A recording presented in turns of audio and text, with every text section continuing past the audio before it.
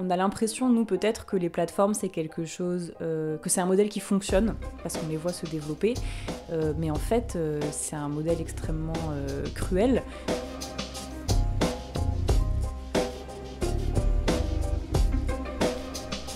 Bonjour, je suis Pauline Payassa, je suis journaliste et bienvenue dans le Making of des jours, le podcast des jours.fr.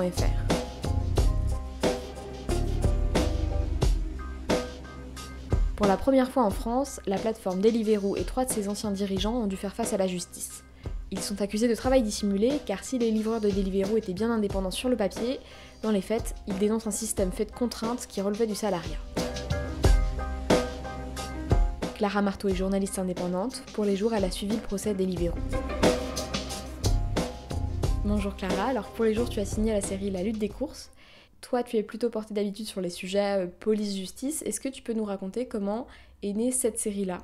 Oui, tout à fait. C'est vrai que, au final, cette série m'a quand même emmenée au tribunal puisqu'il y avait le procès Deliveroo. Mais à la base, mon intérêt pour ce sujet ne vient pas de là. En fait, je pense que ça vient d'un truc tout bête qui est que je suis moi-même pigiste, du coup journaliste indépendante. Que les premières années où j'ai travaillé, je me suis moi aussi créé un statut d'auto-entrepreneur, non pas pour écrire des articles de presse parce que ça c'est interdit, mais pour écrire pour faire ce qu'on appelle de la rédaction web en fait et travailler pour des entreprises qui produisent du contenu. Aujourd'hui, je ne le fais plus parce que j'ai des revenus suffisants grâce à la pige, mais au début j'étais obligée de faire ça. Donc je voyais ce que c'était le statut d'auto-entrepreneur en fait. Et du coup, je savais que je partageais ce statut avec des gens qui avaient un quotidien beaucoup plus précaire que le mien, parce qu'il y a l'indépendance choisie qui était mon cas et l'indépendance subie. Et pour le coup, les coursiers à vélo sont vraiment dans ce cas d'indépendance subie, en tout cas ceux que j'ai rencontrés et ceux qu'on a pu entendre aussi au tribunal. Et du coup, je pense que c'est comme ça que je me suis intéressée à leurs conditions de travail. J'ai fait un sujet, en fait j'ai suivi un livreur pour le journal mensuel CQFD, c'était en 2020, avec une amie à moi qui est cartographe, et en fait on lui a demandé qu'il installe une application GPS sur son portable, et évidemment qu'il est déjà tracé par la plateforme pour laquelle il collabore, mais voilà, et en fait on a suivi ses trajets, et on racontait un petit peu tous les obstacles et toutes les embûches qu'il peut rencontrer au quotidien. Mais comment dire, je savais pertinemment que c'est pas parce que j'avais extrêmement longtemps parlé avec un livreur que c'était représentatif en fait, parce que l'ubérisation c'est quelque chose d'assez récent. Les livreurs à vélo, étant donné qu'ils sont indépendants, ils n'ont pas pour le moment d'instance syndicale qui les représente, et du coup on se dit ok, je parle avec quelqu'un qui va me parler de sa vie, mais ça veut pas dire que les 50 000 livreurs Uber ou les 22 000 livreurs Deliveroo derrière vont être d'accord avec ce que me dit cette personne.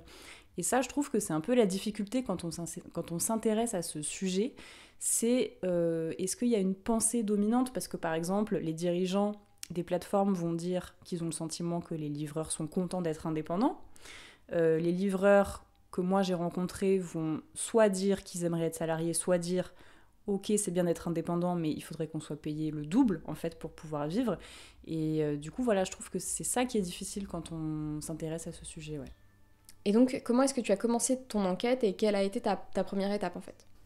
Alors, la première étape, je pense que j'ai lu pas mal d'articles qui ont été écrits par des confrères, parce que c'est un sujet qui est quand même assez technique. On parle de droit du travail, on parle de jurisprudence, c'est aussi un sujet qui est européen, parce que la Commission européenne porte depuis très récemment un discours aussi sur cette question. Donc, je me suis dit qu'il fallait avoir un petit bagage théorique avant de me lancer dedans.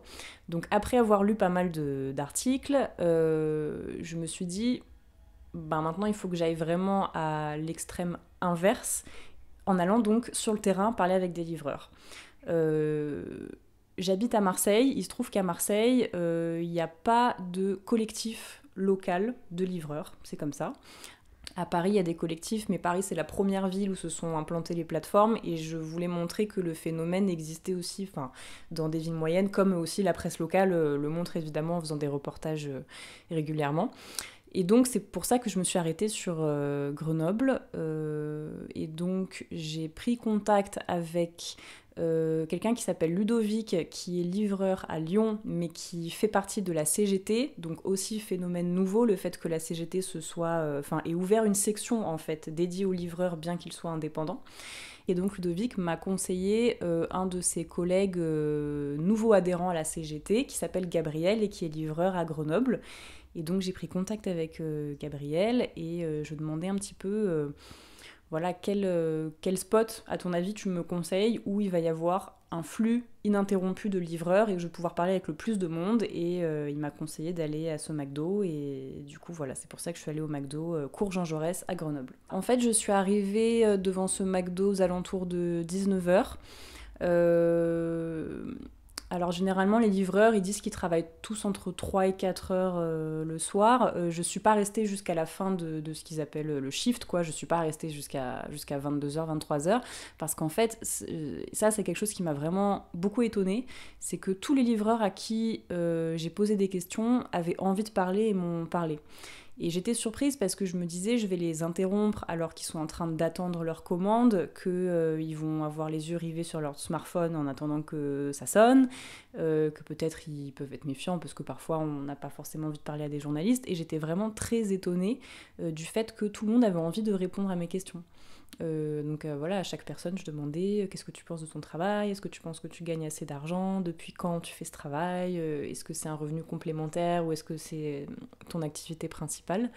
Et très vite j'ai eu beaucoup de témoignages aussi assez différents. Et donc ça, j'étais satisfaite de ça parce que justement ça répondait un peu à mon envie d'essayer de dresser différents profils sociologiques qui peuvent se retrouver à faire de la livraison de repas. Et j'estime avoir eu l'occasion de rencontrer des profils assez différents durant ces quelques heures que j'ai passées devant le McDo à Grenoble. Qu'est-ce que tu retiens de cette enquête et est-ce qu'il y a des éléments qui t'ont marqué ? Il y a un événement, il y a un instant d'audience un peu qui m'a marqué. Donc on est à la première semaine du procès Deliveroo et on vient d'entendre un peu moins de 10 livreurs ou ex-livreurs qui racontent leurs conditions de travail. Et ce qui m'a marqué, et c'est une pensée qui a été partagée par Maxime Cessieux, qui est avocat partie civile pour la CGT dans ce procès, et donc on a un petit peu échangé après l'audience. C'est qu'il disait, voilà, ce que prouvent ces témoignages, c'est que le système des plateformes ne marche que si on contourne les règles. C'est-à-dire que, par exemple, Deliveroo a choisi de faire citer comme témoin un ancien livreur, un petit peu modèle, qui travaillait énormément, mais qui était très heureux de travailler plus pour gagner plus. Mais pendant l'audition, on comprend qu'en fait, ce jeune homme roulait en scooter, alors qu'il n'avait pas le droit, et qu'il aurait dû rouler en vélo, et donc aller moins vite et donc gagner moins d'argent. Autre exemple aussi, un autre livreur cité aussi comme témoin par Deliveroo, qui dit qu'il est satisfait de ses conditions de travail, mais on apprend il dit qu'en fait il n'a jamais vraiment lu son contrat de prestataire, que donc il savait pas qu'il n'avait pas le droit de rouler en scooter, parce que lui aussi en fait il roulait en scooter sans savoir que c'était interdit. Et à l'inverse aussi, on a un autre livreur qui lui est partie civile et qui disait moi j'ai tout fait comme il fallait, c'est-à-dire j'étais toujours connectée à mes créneaux, j'essayais toujours de faire le plus de chiffre d'affaires possible, j'ai toujours été en vélo, résultat je suis tombée 3 fois, j'ai eu 3 accidents du travail. Et du coup on a l'impression que Deliveroo va vanter Deliveroo ou d'autres plateformes, là c'était le tour de Deliveroo, mais que Deliveroo va vanter un système où, selon la plateforme, le livreur va jouir d'une certaine liberté, mais en réalité, avec la pression qui est mise en place du fait qu'il y a un impératif, c'est que la commande soit livrée dans les temps. Cet impératif, en fait, il détermine une série de pressions que va subir le livreur et qui va aussi le mettre en danger, en fait. C'était vraiment instructif, les auditions des premiers dirigeants de la plateforme, parce qu'ils ont expliqué à quel point on a l'impression, nous, peut-être, que les plateformes, c'est quelque chose, que c'est un modèle qui fonctionne, parce qu'on les voit se développer, mais en fait, c'est un modèle extrêmement cruel, Et pour survivre, il faut prendre conscience en fait qu'il y a une hyper concurrence et qu'il faut être extrêmement agressif sur le marché. Par exemple, Deliveroo a, entre guillemets, éliminé plusieurs concurrents, notamment Take It Easy en 2016 qui a fait faillite et ensuite Foodora en 2018. Et si Deliveroo a réussi à s'imposer aux côtés de Uber Eats, qui sont aujourd'hui les 2 leaders du marché en France, c'est, selon les ex-dirigeants, uniquement parce qu'ils ont eu recours à des livreurs indépendants. Et que du coup, quand on passe de une commande en avril 2015 à 2 millions de commandes en septembre 2016, pour eux, en fait, c'était évident qu'on ne peut pas avoir une masse salariale fixe et que la flexibilité, c'est la clé, en fait, de la réussite de ce modèle. Du coup, si on se pose la question de l'avenir de ce modèle, eh bien, on verra si c'est un modèle qui peut survivre, entre guillemets, au salariat. Selon les dirigeants, non, mais évidemment, ce n'est que leur point de vue.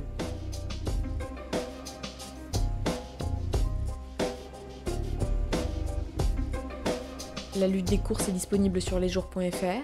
Vous pouvez aussi nous retrouver sur Instagram, Facebook et Twitter @lesjoursfr ou nous écrire à contact@lesjours.fr. On se retrouve très vite pour un nouvel épisode.